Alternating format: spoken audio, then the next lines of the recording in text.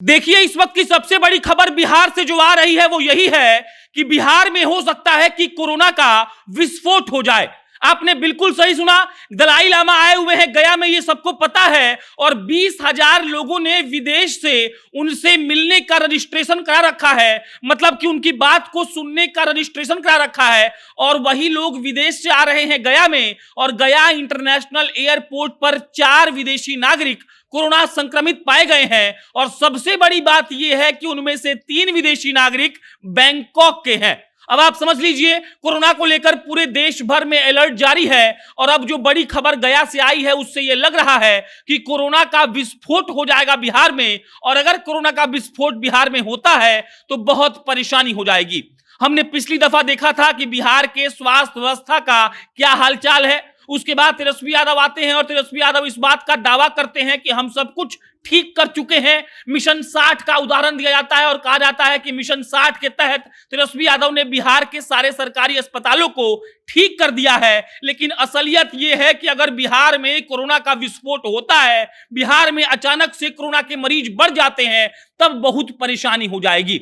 गया में दलाई लामा 1 महीने के प्रवास पर आए हुए हैं। दलाई लामा को लोग बहुत मानते हैं। दलाई लामा को सुनने के लिए लोग देश विदेश से आ रहे हैं। 20,000 लोगों ने तो ऑनलाइन रजिस्ट्रेशन कराया है कि हमको उनका बात सुनना है, हमको उनसे मिलना है। और उसके बाद ये खबर आती है कि गया के इंटरनेशनल एयरपोर्ट पर 4 लोगों की कोरोना की जांच होती है और वो चारों लोग पॉजिटिव आ जाते हैं। मतलब ये कि उनको कोरोना का संक्रमण है। और अब कहा जा रहा है कि वो चारों लोग जहां जहां गए होंगे दलाई लामा के उस सभा में, या फिर उनको देखने के लिए जो लोग भी आया था, उन सारे लोगों में कोरोना का खतरा अपने आप बढ़ गया है। और अगर वाकई में ऐसा हुआ है तो आप समझ लीजिए कि बिहार में कोरोना का बड़ा विस्फोट हो सकता है। और बड़ा विस्फोट होगा तो बिहार की स्वास्थ्य व्यवस्था चरमरा जाएगी।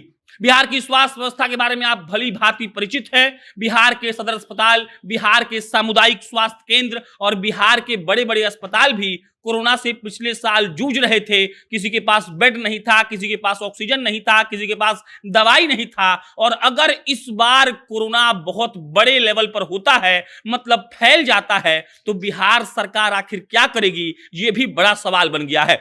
अब देखिए, कोरोना विस्फोट तो हो गया है, 4 विदेशी नागरिक कोरोना पॉजिटिव पाए गए हैं। और सबसे बड़ी बात यह है कि अब वहां पर सबका जांच किया जा रहा है। अगर जांच में सारे लोगों को कोरोना हुआ मिलेगा तब सबके होश फाख्ता हो जाएंगे। और उसके बाद सरकार अपनी तैयारियों के भरोसे क्या क्या कर पाएगी, यह भी देखने वाला विषय होगा। बाकी दलाई लामा जब तक रहेंगे तब तक लोग उनको सुनने के लिए आते रहेंगे। दलाई लामा को लोग सुनना चाहते हैं। लेकिन विदेश से आ रहे लोगों का जब कोरोना जांच होगा, अगर पॉजिटिविटी बढ़ेगी तो आप सोच लीजिए कि कितनी बड़ी मुसीबत फिर से खड़ी हो जाएगी। कोरोना के विस्फोट से अगर बिहार को बचाना है तो बिहार सरकार को सारे अस्पताल दुरुस्त करने होंगे। सबको इस बात का निर्देश देना होगा कि कोई भी बिना जांच करवाए एयरपोर्ट से बाहर ना निकले। अगर कोई का मतलब कोरोना पॉजिटिव आता है तो उनको आइसोलेट किया जाए। और अगर ये सब सही तरीके से नहीं होगा तो बहुत परेशानी में पूरे बिहार के लोग पड़ सकते हैं। और अगर मामले बढ़ते हैं तो वाकई में सब कुछ आउट ऑफ कंट्रोल हो जाएगा। स्वास्थ्य व्यवस्था बिहार की कैसी है यह आप और हम दोनों जानते हैं। और कोरोना विस्फोट से अगर बिहार को बचाना है तो सरकार को तत्परता दिखानी होगी। और अगर सरकार तत्परता नहीं दिखाती है तब बिहार के लोग मुसीबत में पड़ जाएंगे। बाकी इस पर कोई अपडेट आएगी तो आपको इत्तला करेंगे। मेरा नाम प्रशांत राय है, आप जनता न्यूज़ देख रहे थे। बहुत बहुत धन्यवाद।